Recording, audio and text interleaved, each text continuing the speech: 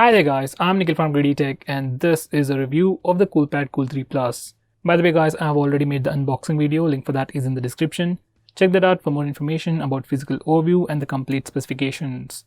Now for a very quick intro, this phone is sold online exclusively on Amazon.in. It's available in two variants. Base variant is priced at 6,000 rupees for 2GB of RAM and 16GB of storage.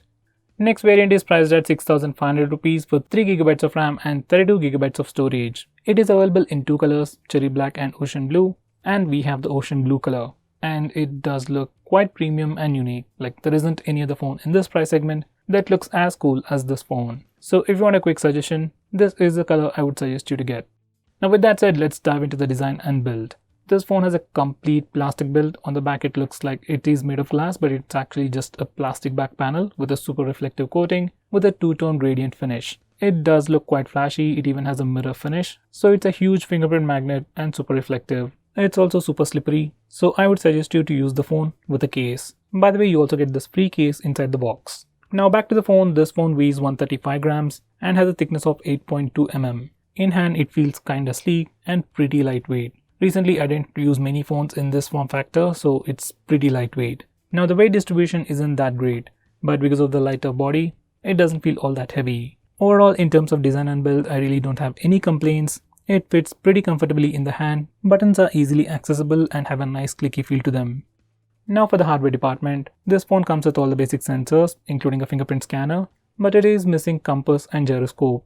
It has support for dual SIM with dual 4G and dual VoLTE, but sadly there is no dedicated SD card slot. So that's gonna be a huge letdown for this phone. Next, the fingerprint scanner on this phone is not fast. It's usable, it takes like a second or two to unlock the phone, and it gives a nice haptic feedback every time you place your finger on the fingerprint scanner. Now that's something I really appreciate, but once again I wish it was slightly more faster. For the price, it's acceptable. Now this phone also has AI face unlock feature. In good lighting conditions it works really well. It takes like a second or two to unlock the phone. Even in low lighting conditions it kinda works, but in complete darkness it doesn't work at all. It tries to increase the screen brightness to read your face, but still it didn't work. I would suggest you to use the fingerprint scanner instead. So guys, overall in the hardware department, the only thing missing is the dedicated SD card slot. If it even had compass, that would have been great. Now on the front, this phone packs a decently large 5.71-inch IPS display with HD+ resolution with 19:9 aspect ratio. Viewing angles and color reproduction on this phone is pretty good. Even sunlight legibility is great, like surprisingly great. I didn't expect the display to be so bright. Even auto brightness works, but it takes few seconds to adjust to the lighting conditions. I wish it was slightly more faster. At just a starting price of 6,000 rupees, you're getting a pretty good display with a dot notch and smaller bezels all around. When compared to phones like Redmi 7A, this display definitely looks way better. Now for the cameras, this phone sports a single 13-megapixel camera on the rear and a single 8-megapixel front-facing camera. Pictures shot on this phone are really awesome. It has good sharpness, color reproduction is also pretty good. They are more on the pleasing side, but they do look pretty good. Autofocus is sometimes slower. Now when you involve dynamic range, things get kinda bad. Exposure control is not that great and dynamic range is just average. Overall for the price, rear camera is pretty good. Now even though this phone has just a single camera, this phone also offers you bokeh mode, that's portrait mode for rear camera. These are the sample pictures. As it is using software processing, edge detection is pretty bad. So I'll suggest you to not use this feature at all. In low lighting conditions, as usual, noise creeps in and quality goes down. Still, it does a pretty decent job for the price. Now these are some selfies taken using the front-facing camera. In good lighting conditions, you do get some pretty good selfies, but once again in low lighting conditions, they suffer. This phone also has portrait selfie mode and these are the sample pictures. There is a sudden change in exposure while taking portrait selfies and they don't look as good as your regular selfies. So once again, skip this feature as well. So guys, overall cameras on this phone are pretty good for the price. In good lighting conditions, they do take some pretty good pictures. In low lighting conditions, as usual, they struggle a bit. Now this phone sports a MediaTek Helio 822 processor with 4 Cortex-A53 cores with PowerVR GE8320 GPU. The variant I have comes with 3GB of RAM and 32GB of storage. Now these are the AnTuTu benchmark scores. For some reason Geekbench was not running on this phone.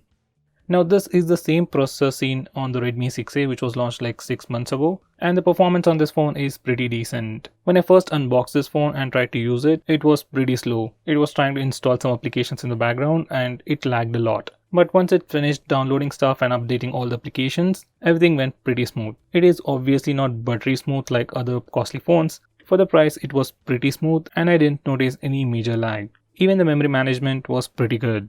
Now about gaming, this phone is an entry-level phone and comes with an entry-level processor. So you can play all smaller games like Angry Birds or Temple Run without any issues, and you can also try playing PUBG Lite without any major issues. In fact, I have tried to play PUBG Lite for like 10 to 15 minutes and I didn't notice any major lag. It was playable.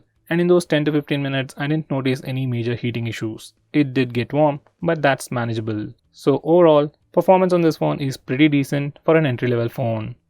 Now this phone is running a custom skinned version of Android called 360 OS based on Android 9.0, that's Android Pie. Now this UI is like a combination of different UI elements out there. Like the notification toggles is like a copy from Xiaomi's MIUI. It also uses stock Android's phone dialer and messaging application. So it doesn't have a very consistent UI, but it's usable and so far it has been optimized well and it runs very smoothly without any hiccups. Even though it's a skinned OS, it doesn't have a lot of features. It's mostly like stock Android with a new UI and very few changes. So in terms of software, there isn't much to talk about. Everything runs smoothly. There is a bit of bloatware right out of the box, but you can uninstall them. Now coming to the audio department, this phone has a mono speaker under the right speaker grill and it is decently loud. It's good enough for ringtones and alarms, but at highest volume gets distorted. So it's not that great for media consumption. I would suggest you to use a headset instead. Now finally in the battery department, this phone packs a smaller 3000 mAh battery, comes with a micro USB charging port and comes with a 5W power adapter inside the box. It takes about 4 hours to charge the phone completely from 0 to 100%. Battery life on this phone is pretty decent. If you're an average user, it can definitely last you a day. But if you're a heavy user who plays a lot of games or who watches a lot of videos, then it might die pretty soon. On average, I got about 4 to 4.5 hours of screen on time. So guys, to conclude, if you're looking to buy a phone under 7,000 rupees with a fingerprint scanner, decent cameras and a dot-notch display, then maybe you can consider this phone. But if you ask me, I'll suggest you to skip it. And the main reason for that is the lack of a dedicated SD card slot. Now if you're someone who wants to use 2 SIMs along with a dedicated SD card slot, you can't do that on this phone, so that's a major con. Even if you get the high-end variant, you just get 32 GB of internal storage and that's not sufficient for most people. Besides that, you also have pretty good alternatives like the Realme C2. It's also priced at 6,000 rupees. It's also missing fingerprint scanner, but Face Unlock on Realme C2 is pretty fast and accurate. It also has a bigger display, dedicated SD card slot, dual camera setup on the back and a massive 4000 mAh battery. If you don't like that, you can also consider the Redmi 7A, which also comes with a dedicated SD card slot. It offers 2 years of warranty, a better rear camera, and the 32 GB variant is currently priced at 6,200 rupees. So guys, what do you think about this phone and would you consider buying this phone over other phones like Realme C2 and the Redmi 7A? Do let me know by commenting below this video. If you have any questions or want us to make any specific video, tweet out to us with the hashtag AskGreedyTech on Twitter and we will try to make it as soon as possible. I'm Nikhil from GreedyTech signing off. Have a nice day.